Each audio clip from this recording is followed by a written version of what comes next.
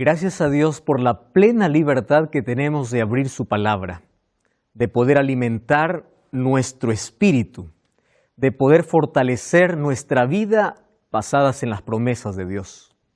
Una vez más estamos aquí listos para iniciar Biblia Fácil y para hablar acerca del libro de Apocalipsis. Y un grande abrazo para ti que nos acompañas en este estudio donde Apocalipsis es revelado de una manera clara y esperanzadora para todos los seres humanos. Bienvenidos, grande abrazo para ti. Yo estoy con Biblia en mano, sé que tú también lo estás. Si no, ahora toma tu Biblia y juntos vamos a analizar dos capítulos impresionantes. El título de hoy es El Cordero y los 7 sellos. Son dos capítulos extraordinarios que hoy veremos, capítulo 5 y capítulo 6 de este libro de Apocalipsis. Una vez más, bienvenidos amigos, ustedes que representan a Sudamérica. Cada uno está representando un país diferente y qué bueno es que aquí no solamente estemos juntos aprendiendo, sino también estamos relacionándonos entre nosotros, fortalecemos todas las áreas de nuestra vida, ¿verdad? Aquí formamos una amistad y esperamos que esta amistad pueda perdurar, no solamente por la temporada, sino también sea eterna, que juntos podamos estar en el cielo. Vamos a hablar acerca de el Cordero y los 7 sellos. ¿Recuerdan ustedes que en el capítulo anterior hablamos acerca de el trono celestial, el trono divino, ¿verdad? En el capítulo 4, la palabra más importante es la palabra trono, tanto así que aparece 14 veces en un solo capítulo. Es impresionante, ¿verdad? Ahora, en el capítulo 5, la palabra clave es la palabra digno. Vamos a relacionar esas dos palabras porque nos van a servir de mucho para que podamos llegar a una comprensión, ya que el capítulo 4 y 5 en sí habla de un momento específico en el cielo. ¿De qué momento? Cuando Cristo, después de su ascensión al cielo, se siente en el trono al lado del Padre. Y ese es importante para los cristianos. ¿Por qué? Porque según Hebreos, cuando Cristo ascendió al cielo, aperturó o inauguró allí el santuario celestial.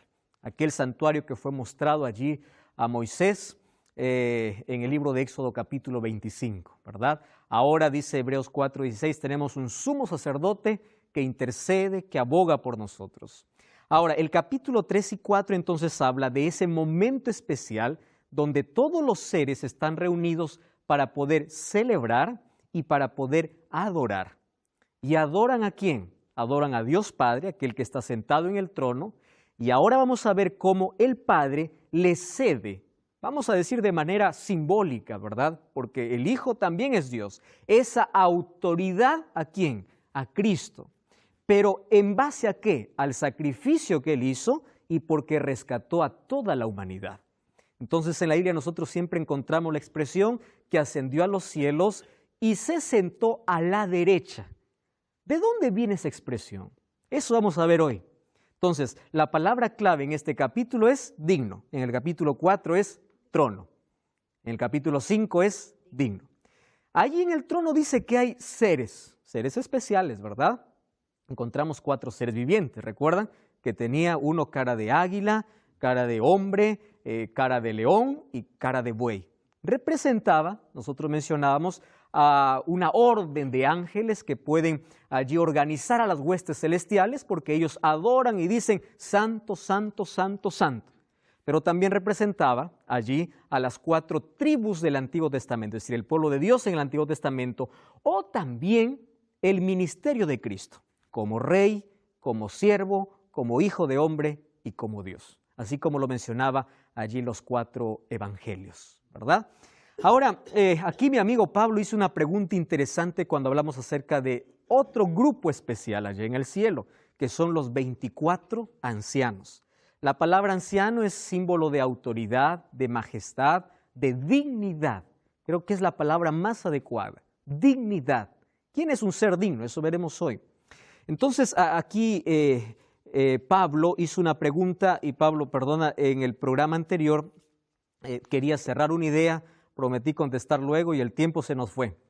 Y allí estaba mencionando un texto que Jesús mismo decía que nadie más ha subido al Padre. ¿Y por qué salió esa pregunta?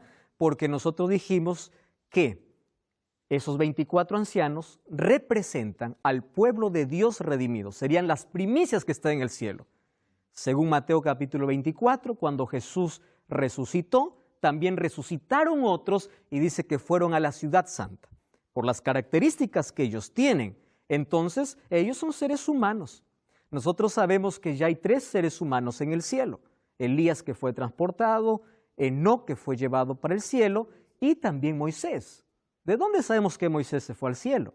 En el libro de Judas, capítulo, no tiene un solo capítulo, tiene el versículo 9, dice, el arcángel Miguel, luego vamos a ver de quién se trata, luchaba, dice, por el cuerpo de Moisés. Significa que después que Moisés murió, fue resucitado y llevado para el cielo. Entonces, ¿cómo poder comprender el texto que aquí Pablo hizo? Está en el libro de Juan, capítulo 3. Vamos a abrir ese texto para poder ahora dar una respuesta. Juan, capítulo 3, el versículo 13. Parece que eso estaba refiriendo Pablo, ¿verdad? Cuando dice, nadie subió al cielo, sino el que descendió del cielo, el Hijo del Hombre que está en el cielo. Bueno, vamos a analizar un poco el contexto. ¿En qué contexto está hablando? Jesús está hablando con Nicodemo. Nicodemo es un líder del pueblo de Israel y él se va de noche para hacer una entrevista a Jesús. Jesús se va al punto y le dice, tú necesitas nacer de nuevo. Directo, se va al punto, ve la necesidad. Para entender el versículo 13, vamos a leer un poquito el versículo 11 y 12, ¿les parece? Dice así, de cierto te digo, Jesús está hablando aquí con Nicodemo. Dice, que todo lo que sabemos y hablamos es aquello que hemos visto y testificamos. Ustedes no reciben nuestro testimonio. Si os he dicho cosas terrenales y no creéis, ¿cómo creeréis si os digo las cosas celestiales? ¿En qué contexto Jesús está diciendo, nadie más subió al cielo sino el Hijo del Hombre? Está hablando de asuntos espirituales. Jesús está diciendo, si hay alguien que tiene autoridad para decirte las cosas celestiales, soy yo. ¿Por qué? Porque nadie subió al cielo sino el que descendió del cielo, el Hijo del Hombre que está en el cielo. ¿A quién está haciendo referencia? Es a él mismo, ¿verdad? Entonces aquí habla con Nicodemo y le dice, mira Nicodemo, yo te estoy diciendo con autoridad, de cierto te digo. Correcto. Pero mira, tú tienes que creer que yo tengo autoridad para hablar de este asunto espiritual. ¿De qué estaba hablando? De un nuevo nacimiento, de la acción del Espíritu Santo, de lo que Dios puede hacer al transformar un corazón. Entonces, de cierto te digo que estas cosas son verdaderas porque yo puedo mencionarte con claridad, porque yo vengo del cielo, yo sé este asunto espiritual, tengo la autoridad. Aquí está hablando en sí de la autoridad que tiene Cristo para hablar de asuntos celestiales porque Él descendió de allá. Y Él conoce al Padre. Él vino a revelar el carácter del Padre. En ese sentido. Ahora, cuando hablamos de 24 ancianos, que es parte de la humanidad que está en el cielo, la representación de la humanidad, estamos hablando de seres humanos que fueron al cielo, redimidos no por mérito, sino por la gracia de Cristo. Nadie se salva por otra cosa, ¿verdad? Sino por la gracia de Jesús.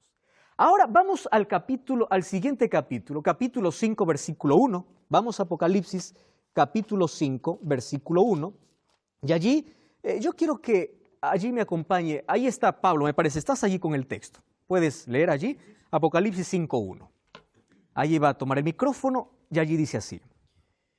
Y vi en la mano derecha del que estaba sentado en el trono un libro escrito, por dentro y por fuera, sellado con 7 sellos. Gracias, Pablo. Miren, es interesante, vi en la mano derecha del que estaba sentado. Ese que estaba sentado en el trono, ¿quién era? Dios, el Padre. Ahora dice, un libro escrito por dentro y por fuera, sellado con 7 sellos. Hoy nosotros tenemos la idea, todos conocemos que es un sello, ¿verdad? Sirve para poder asignar un documento, para dar autoridad, revela la autoridad del documento. Sin embargo, un sello en el tiempo apostólico servía para asegurar o para poder sellar un documento, como ahora también tiene el mismo significado. Solo que antes, romper un sello significaba tener autoridad, tener poder. Y este documento no tenía un sello. ¿Cuántos sellos tenía? 7 sellos. Es decir, que estaba muy protegido. Las cosas que están allí son muy secretas, son muy ocultas. ¿Por qué dice que está a la mano derecha? Es interesante que aquí está tomando alguna imagen de lo que ocurría en el pueblo de Israel. El Padre está allí esperando un candidato digno que tome. Esa palabra digno significa que tenga capacidad de tomar ese rollo, y aquel que tome ese rollo tendrá el derecho a reinar. Eso lo vamos a ver luego en el contexto. Después de la ascensión, cuando Cristo se fue al cielo, fue exaltado en el trono celestial, Romanos 8:34, Efesios 1:20, Hebreos 10:12 dice que ¿dónde se sentó? A la derecha del Padre, ¿correcto? Allí a la mano derecha. De este modo, Él tiene toda autoridad, poder y dominio universal. Es decir, el capítulo 5 está hablando del momento de esa ceremonia de entronización de Cristo allí en el reino de los cielos. Y miren, vamos a colocar esto en el contexto israelita. Cuando un rey era asignado o iba a sentarse en el trono en el pueblo de Israel, el rey, antes de poder recibir la corona real o junto a la corona real, recibía un rollo, ¿correcto? Y ese rollo se llamaba el rollo del pacto o de testimonio o el rollo de la ley. Es decir, un rey gobernaba cuando tres cosas acontecían. Número 1, recibía la corona. Número 2, recibía el rollo. Y número 3, se sentaba en el trono. Cuando el rey recibía la corona, recibía el rollo y se sentaba, allí el pueblo celebraba, porque recién desde ese momento él tiene autoridad. El rollo y la corona y el hecho de sentarse le daba autoridad. Ahora, ¿qué es impresionante? Cómo esta imagen se usa para poder decir cómo es que Cristo llegó a compartir esa autoridad con el Padre. ¿En qué sentido? Entonces, el rollo del pacto era un símbolo de instalación en el trono. Cuando el rey tomaba el rollo, recién estaba listo para gobernar. ¿Y qué rollo era? En sí, el rollo que tomaba el rey era el libro de Deuteronomio, era el libro de la ley. Eso le daba capacidad para gobernar con equilibrio y para gobernar en el nombre de Dios, ¿correcto? Ahora, estaba sellado con 7 sellos. Recuerden que 7 significa plenitud, significa integridad, significa perfección. El contenido es secreto, tiene plenitud y totalidad divina. Entonces, resumimos aquí. Aquí está el Padre, en su mano derecha tiene un rollo. Ese rollo significa, necesito uno que sea digno, ¿correcto? Quien es digno, ¿qué cosa va a recibir? La corona y este rollo. Porque basado en lo que ocurría en el Antiguo Testamento, también ocurrió en el cielo. Recibir la corona, el rollo y sentarse en el trono significaba el derecho a gobernar. Vamos a seguir leyendo. Miren, vamos al capítulo 5, versículo 2. ¿Podemos leer? ¿Puedes leer, por favor, Karina? 5:2. ¿Qué cosa dice? Presten atención aquí el texto. Y vi a un ángel fuerte que pregonaba a gran voz: ¿quién es digno de abrir el libro y desatar sus sellos? ¡Wow! ¡Qué impresionante! ¿Qué cosa estaba esperando? Que venga alguien. Solo que ese alguien tenía una sola característica. ¿Qué cosa era? Digno. Digno. Esa palabra es tan interesante. Digno. Digno era la calificación distintiva que hacía que un candidato fuera adecuado para un cargo honroso. Digno estaba basado en los logros y hazañas con éxito en la guerra. Es decir, digno era la capacidad principal de un rey. ¿Quién es digno? Ahí un ángel dice, ¿quién es digno? Pregunta, ¿quién es digno? Nancy, ¿puedes leer por favor el versículo 3? Toma el micrófono allí. 5:3. ¿Qué cosa dice? Y ninguno, ni en el cielo, ni en la tierra, ni debajo de la tierra, podía abrir el libro, ni aún mirarlo. Wow, el 4 también, por favor. Y le oraba yo mucho, porque no se había hallado y ninguno digno de abrir el libro, ni de leerlo, ni de mirarlo. Wow. Viene alguien y pregunta, ¿alguien es digno? ¿Y qué cosa dice? Nadie. ni en el cielo, ni en la tierra. Todos empezaron a mirar, ¿quién es digno?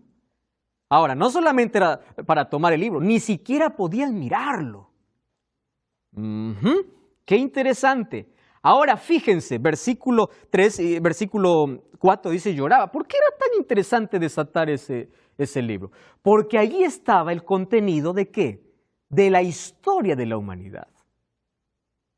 Lo que tenía ese rollo significa la historia de este mundo, de este planeta, el desenlace histórico. Era necesario que ese libro o ese rollo pueda ser abierto para que pueda ser revelada la historia de la humanidad, pero nadie era digno. Versículo 4 o el versículo 5, a ver, Gabriel, ¿puedes leer el versículo 5, por favor? Toma el micrófono aquí. Versículo 5. 5:5.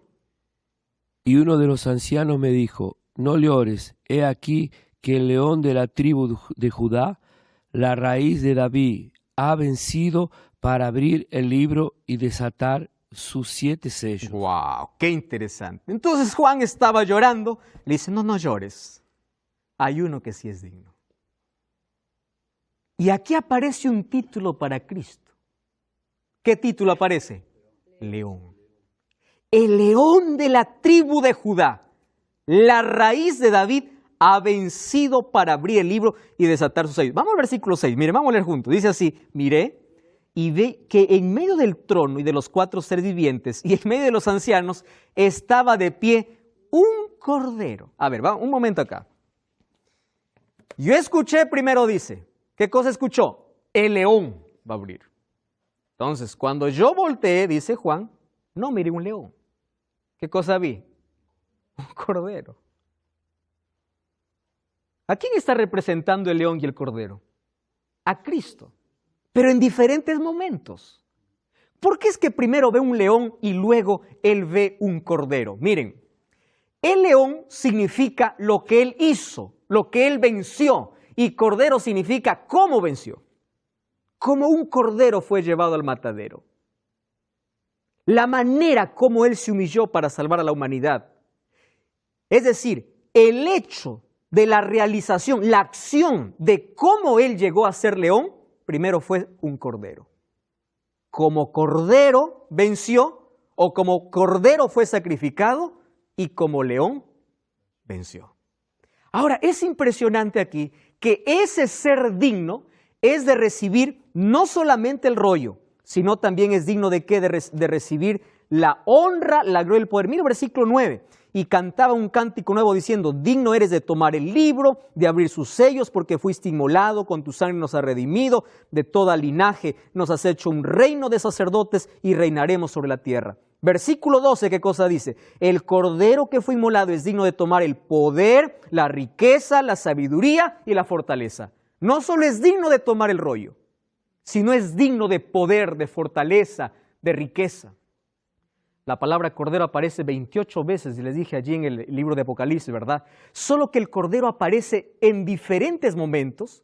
Ahora fíjense, aparece el cordero como pastor, impresionante, un cordero como pastor, el cordero como novio, el cordero como luz, el cordero como redentor, el cordero como Dios, como rey y como juez. ¿Ese cordero quién es? Es Cristo. Él es el ser digno, Él es el cordero de Dios. Cuando Juan vio a Jesús allí acercarse al río Jordán para ser bautizado, ¿qué cosa dijo?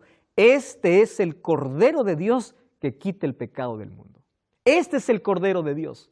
Ahora, en el capítulo 4, recuerdan que el Cordero era adorado por ser el Creador. En el capítulo 5 es adorado por ser el Redentor.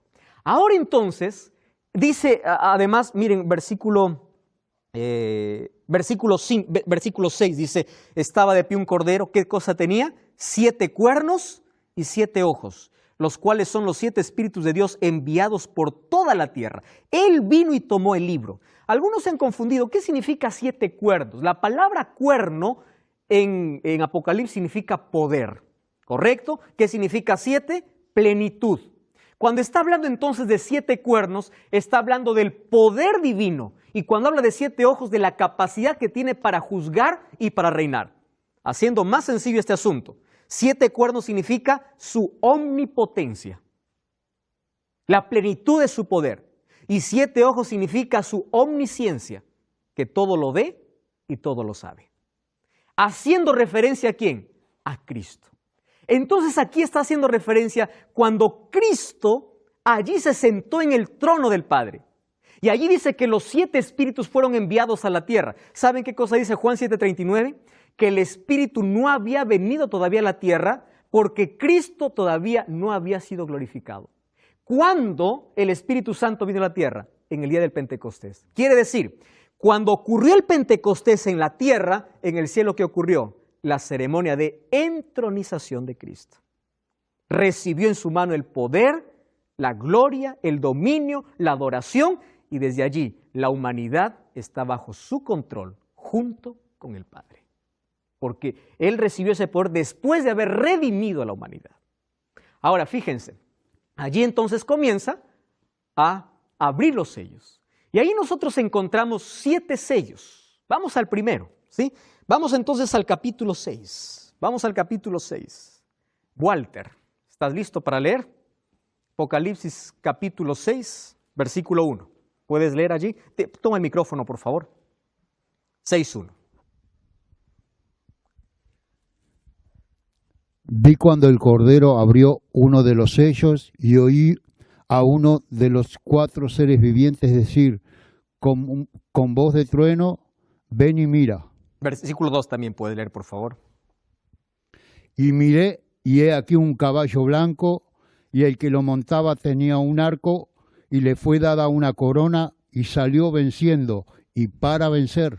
Ustedes saben que aquí está tomando una figura que Juan conocía perfectamente. Cuando el emperador o el gobernador romano venía, o el general romano venía venciendo, ¿saben cómo venía? En símbolo de victoria, montado en un caballo blanco. Usando la imagen que Juan conocía, aquí le muestra a través de estas imágenes la historia de la humanidad. Y fíjense lo que sucede. Dice que aparece alguien montado en caballo blanco, así como el general romano. Viene venciendo y para vencer. ¿Venciendo qué cosa? En la cruz. Para vencer, para continuar conquistando corazones para el reino de los cielos. La palabra blanco encontramos mucho en Apocalipsis. ¿Recuerdan los cabellos de Jesús cómo eran? Blancos. Las vestiduras cómo eran? Blancas. ¿Qué más encontramos como blanco? Una piedrecita blanca. Blanco es sinónimo de pureza. Entonces aquí está hablando en paralelo a las 7 iglesias. ¿Recuerdan ustedes el primer ciclo de las 7 iglesias? Las 7 iglesias serían la base para construir todas las otras bases o todos los otros círculos de 7. Las 7 iglesias también representan periodos en la historia. Los 7 sellos van a representar periodos que acompañan a las 7 iglesias, con una diferencia. Escuchen aquí la diferencia. Las 7 iglesias muestra lo que ocurre dentro de la iglesia, el problema interno. ¿Cuál es el problema interno? Yo te conozco, yo sé dónde moras, yo sé cuál es tu necesidad. El problema interno. Y los 7 sellos muestran lo externo, lo que sucede alrededor, en el contexto político y social, lo que envuelve a la iglesia. Entonces, ¿a qué representa este periodo blanco? Al primer periodo de la iglesia, una iglesia pura. ¿Cómo era la iglesia de Éfeso? Una iglesia que no toleraba las falsas doctrinas, una iglesia que conservaba la verdad, una iglesia victoriosa. Es decir, en el primer siglo habían como 6 millones de cristianos. Era una iglesia que se caracterizaba por la pureza y la fidelidad, una iglesia victoriosa. Miren, es impresionante lo que dice este libro. Sin dinero ellos derrotaban el poderío de las riquezas a su alrededor. Sin escuelas confundían a los letrados y rabinos. Sin poder político y social se mostraron más fuertes que el Sanedrín. No teniendo un sacerdocio, desafiaban a los sacerdotes en el templo sin tener un soldado. Eran más poderosos que las legiones romanas. Fue así que ellos clavaron la cruz por encima del águila romana. Por el poder que ellos recibieron del Espíritu Santo. Un pueblo que salió venciendo y para vencer demuestra lo que ocurrió en el primer periodo de esa iglesia. Una iglesia pura, una iglesia blanca. Luego viene un segundo periodo. Miren lo que dice Apocalipsis capítulo 6, versículo 4. Y salió otro caballo. Este caballo es interesante, ¿verdad? ¿Qué color es este caballo? bermejo. Otras versiones dice rojo o rojizo. El que montaba le fue dado poder para quitar la paz. ¿Y qué más? Y hacía que unos a otros se mataran. Y se le dio una espada grande. ¿Qué significa rojo? Rojo es sinónimo o símbolo de sangre. Es decir, fue el periodo donde comenzó la persecución más severa para los cristianos. La persecución comenzó con Domiciano, Diocleciano y luego los otros emperadores. Ahora los cristianos eran tan hostigados que ellos daban su sangre y su vida por el testimonio que ellos creían. Encontramos a uno de los discípulos o compañeros de Juan, incluso Policarpo, a los 80 años muriendo, ¿verdad? ¿Por qué? Por causa de su fe y de su testimonio. Hablaba acerca de una iglesia perseguida. En el contexto social había guerras, había oposición, había discordia, había discusión, había conflictos. La iglesia cristiana perdió todos sus derechos legales, les quitaban todo, eran abusados y eran perseguidos. De ese periodo está hablando que este caballo rojo, que es símbolo de guerra y de muerte, empezó a perseguir a los cristianos. Ustedes recuerdan que a la segunda iglesia de Esmirna se le dijo que tendría 10 días de prueba y sé fiel hasta la muerte y yo te daré la corona de vida. ¿De qué estaba hablando? Si nosotros aplicamos el término para profecía de día por año, según Números 14:34, allí nosotros vamos a encontrar que representa 10 años. Y si vamos a revisar la historia, 10 años de persecución tuvieron los cristianos del primer siglo, contando desde el año 303 hasta el año 313. Vimos cómo el primer sello que se abre se trata de un caballo color blanco que representaba la pureza del evangelio, cómo la iglesia empezó a vivir en el primer siglo de una manera tan transparente y leal a la palabra de Dios. Sin embargo, una iglesia pura también es una iglesia perseguida, porque tiene oposición de parte del enemigo. Tanto así que por querer desaparecer la verdad empezó a perseguir cristianos. Y aquí encontramos entonces este segundo jinete o este segundo caballo. El versículo 4 del capítulo 6 dice, este caballo era color rojo. Nosotros dijimos que representaba ese momento donde los emperadores empezaron a perseguir a los cristianos y allí la sangre de los cristianos era derramada. Sin embargo, el diablo tenía una estrategia, ¿verdad? ¿Cuál era su estrategia? Matar a todos los cristianos y desaparecer la verdad. Solo que él se equivocó, porque mientras más cristianos mataba, más cristianos se levantaba. Se dice que la sangre de ellos era como semilla. Entonces él dijo, si yo sigo matando cristianos, estoy perdiendo. Más mato cristianos, más cristianos se levantan. Él cambió de estrategia. Dijo, la mejor manera de poder arruinar al cristiano, contaminar la verdad, no es matando cristianos, sino es mezclando la verdad con mentira. Y eso es lo que vemos en el próximo caballo, un caballo de oscuridad. Es decir, primero era tan puro, luego fue perseguido, al ver que el diablo no conseguía desaparecer la verdad, ahora empieza a infiltrar o a traer tradiciones paganas. De afuera para adentro, en lugar de que la iglesia influya para transformar el mundo. Ahora las tradiciones paganas se infiltraron dentro de la iglesia. Ahora, ¿cómo comenzó eso? Yo ya les estuve mencionando lo que registra la historia, ¿verdad? En el año 313 aparece el primer emperador que se convierte al cristianismo. El emperador tenía una religión en sí. Él era mitraísta. En los próximos capítulos vamos a ver de dónde viene esa religión. El emperador mitraísta era un adorador del sol.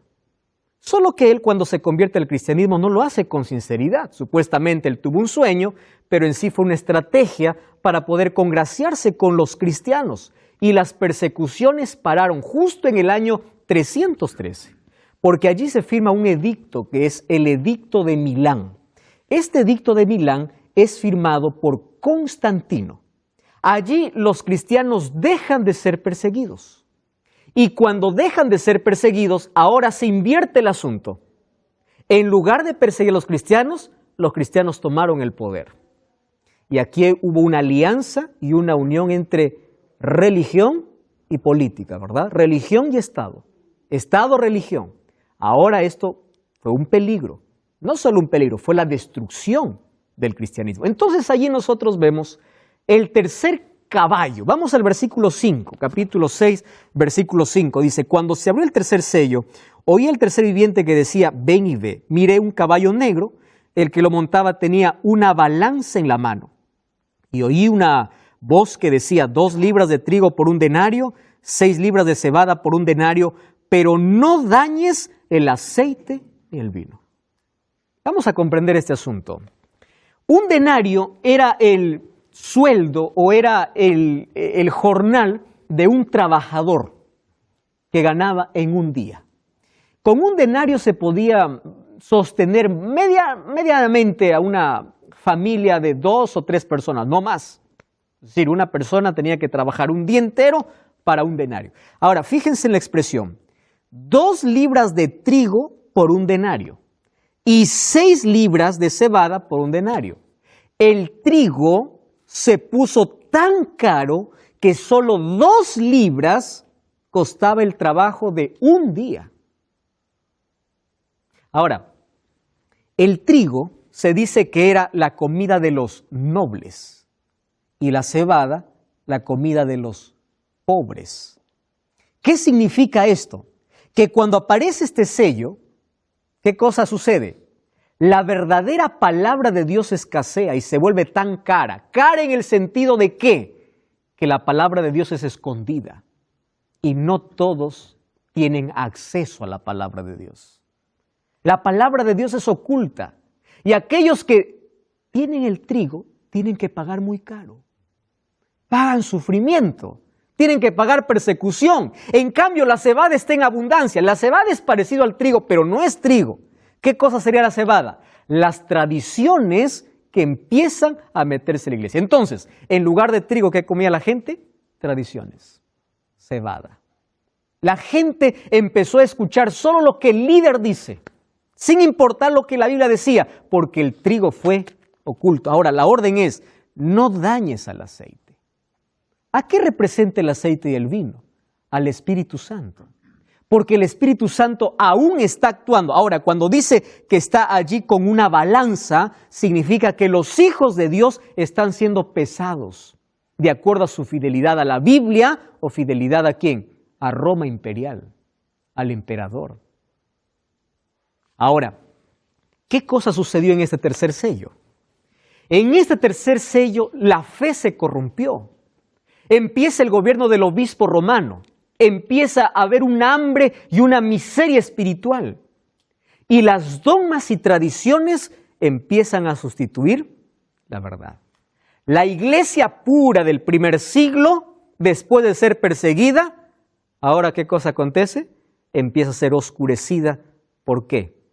Por las tradiciones que se colocan por encima de la palabra de Dios.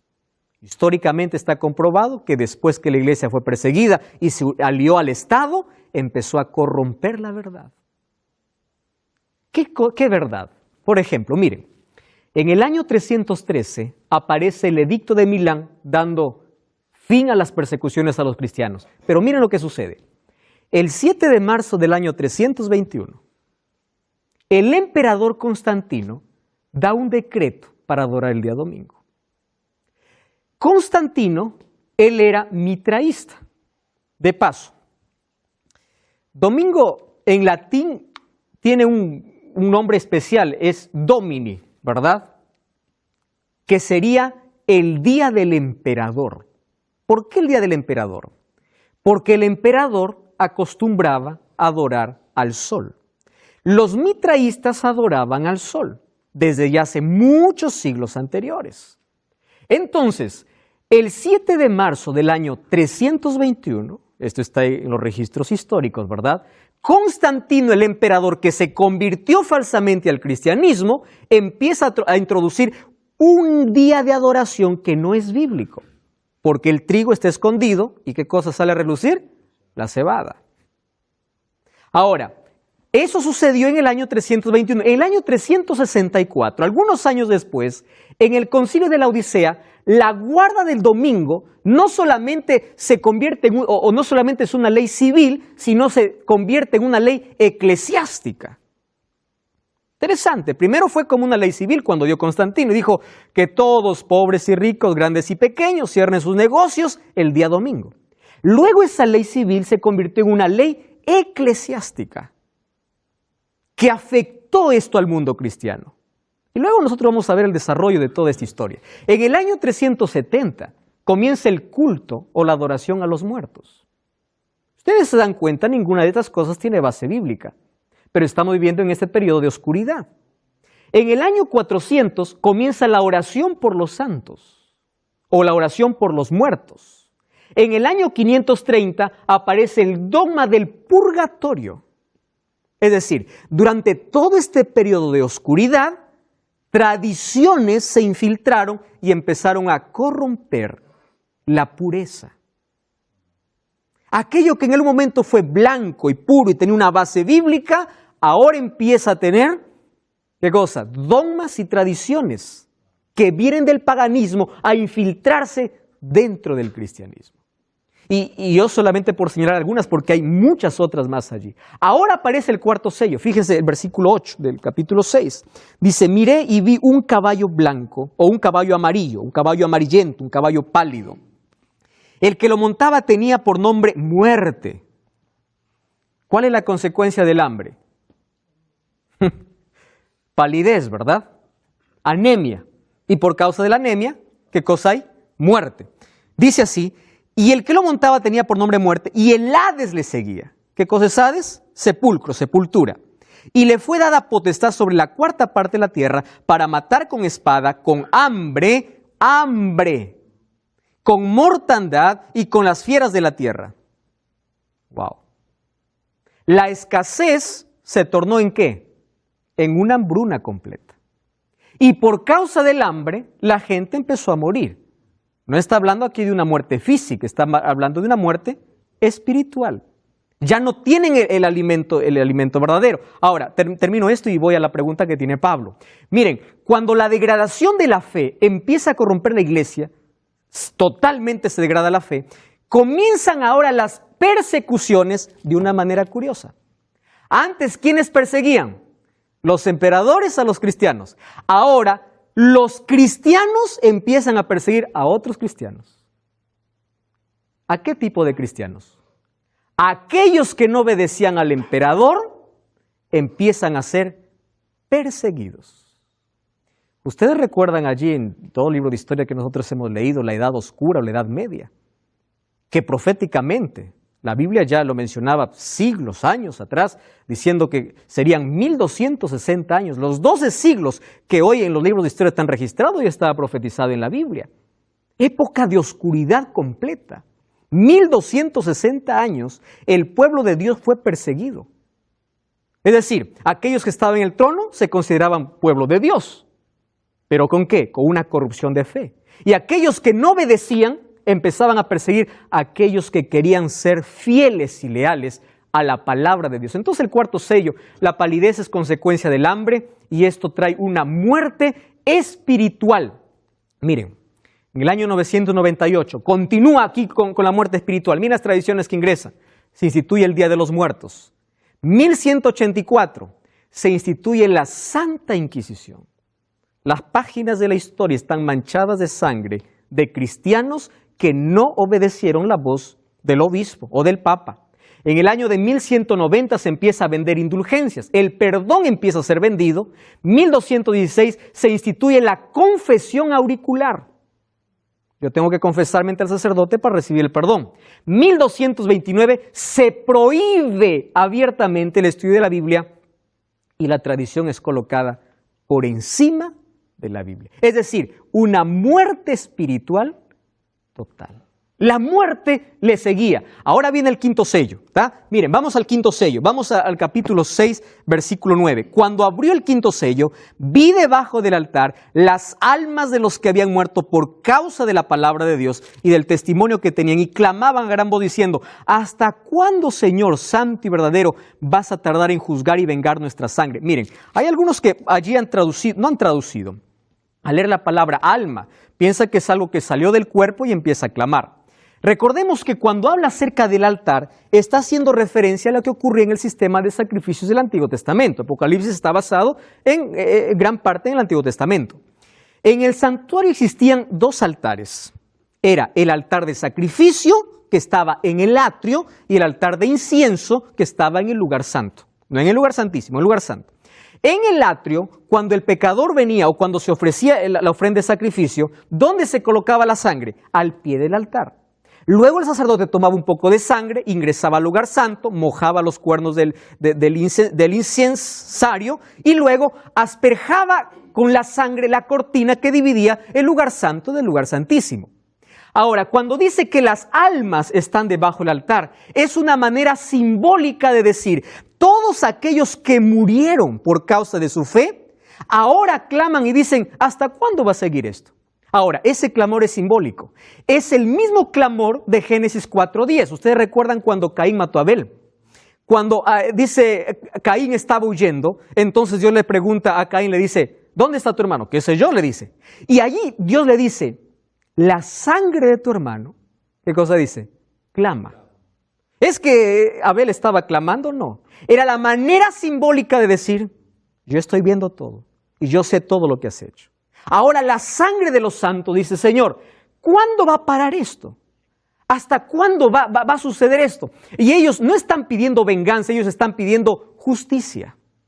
Fíjense una cosa, ellos están diciendo, dame protección de mi adversario.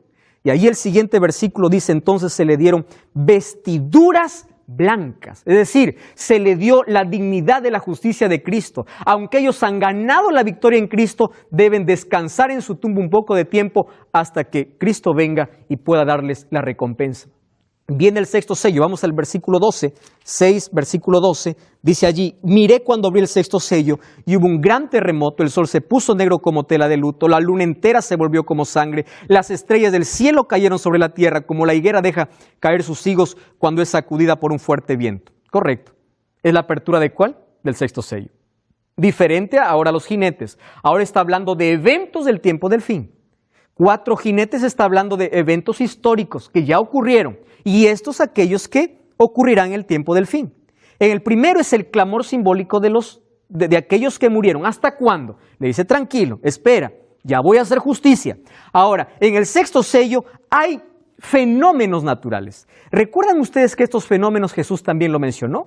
Mateo 24:29 dice, inmediatamente después de la tribulación, ojo con esto, ¿de qué está hablando? Tribulación, de ese momento de persecución, dice, inmediatamente después el sol se oscurecerá, la luna no dará su resplandor y las estrellas caerán del cielo. Miren, nosotros sabemos de que estas profecías descritas en Mateo 24 ya tuvieron un cumplimiento. Por ejemplo, el día oscuro en la historia se conoce como el 19 de mayo de 1780. Meteoritos cayeron del cielo, especialmente allá en Inglaterra, el 13 de noviembre de 1833. Y un gran terremoto que en la historia revolvió o atemorizó el mundo sucedió en Lisboa en el año de 1755. Esto marcaría el tiempo del fin. Dice, después de aquellos días ocurrirá esto. ¿Por qué? Porque una vez que llegue este sello, estaríamos viviendo en el tiempo del fin. ¿Por qué? Porque el séptimo sello sería la venida de Cristo. Vamos al capítulo 8, versículo 1. Cuando se abrió el séptimo sello, hubo silencio en el cielo. ¿Por cuánto dice? Por media hora. Y luego vi a los 7 ángeles que estaban de pie y se les dieron 7 trompetas. Vamos aquí a analizar este sello. Media hora de silencio en el cielo. Es interesante cuando nosotros vamos a la profecía y nosotros allí comparamos con lo que Jesús dijo. Cuando Cristo venga por segunda vez a la tierra, ¿cuántos quedarán en el cielo? Nadie. Todo el cielo se prepara para venir a la tierra. Dice Mateo 25:31, cuando el Hijo del Hombre venga en gloria con todos sus ángeles, se sentará en su trono glorioso. ¿Con quiénes vendrá? Con todos. ¿Quién quedará? El cielo está preparado para venir a llevar a los redimidos. Y está listo. Hay silencio por media hora.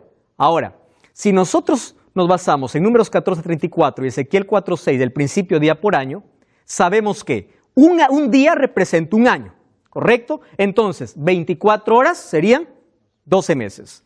12 horas, 6 meses. 6 horas, 3. 2 horas, 1. 1 hora, 2 semanas. Y media hora representaría a 1 semana.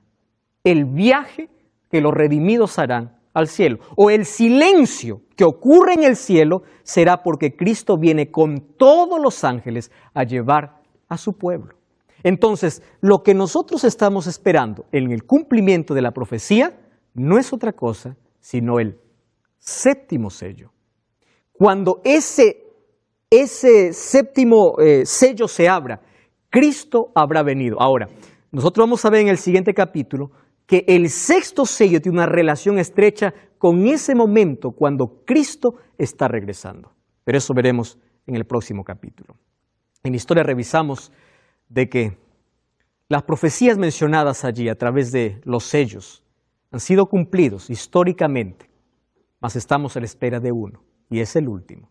Hoy estamos viviendo ese tiempo del fin, y en ese tiempo del fin nosotros tenemos que tomar decisiones acertadas. La decisión que tú y yo debemos tomar es la que tomaron los apóstoles, aquella iglesia pura o aquellos fieles que se mantuvieron de parte de la verdad a través de todos los siglos. Tú formas parte de ese remanente.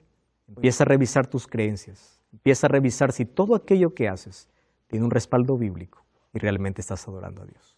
La venida de Cristo es el punto culminante de todas las profecías. Las 7 iglesias culminan con la venida de Cristo. Los 7 sellos culminan con la venida de Cristo.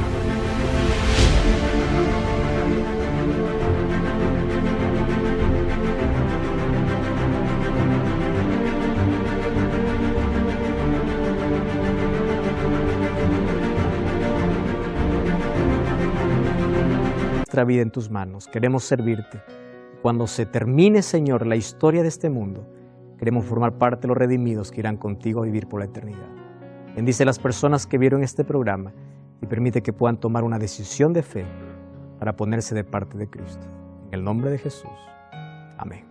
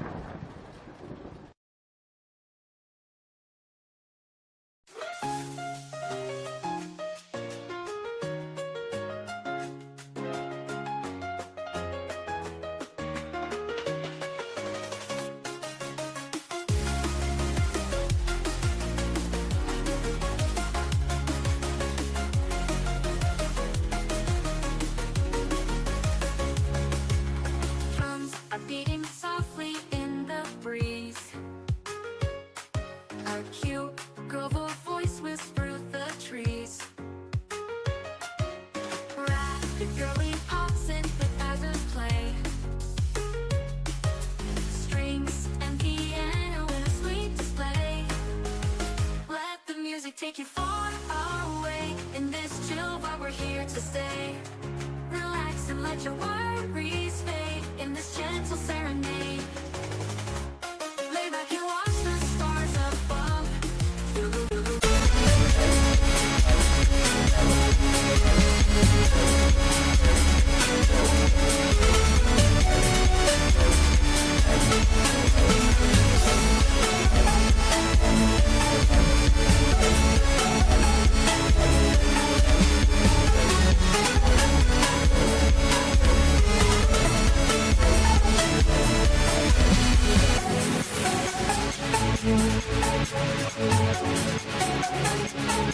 back.